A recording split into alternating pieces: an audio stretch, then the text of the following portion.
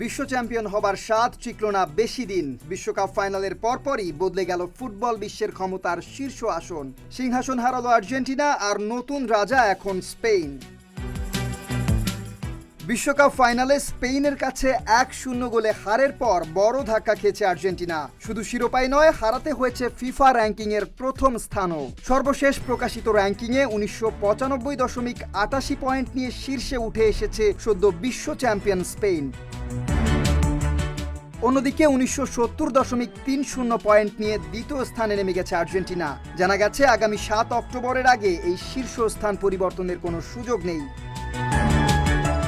পুরো বিশ্বকাপ জুড়েই র্যাঙ্কিংয়ের শীর্ষস্থান নিয়েছিল দারুণ নাটকীয়তা। টুর্নামেন্ট শুরু করেছিল 1 নম্বরে থাকা আর্জেন্টিনা, তবে মাঝপথে জায়গা হারালেও সেমিফাইনালে ইংল্যান্ডকে হারিয়ে আবারও শীর্ষে ফিরেছিলেন তারা। কিন্তু ফাইনালের পরাজয় শেষ পর্যন্ত সেই অবস্থান ধরে রাখা সম্ভব হয়নি।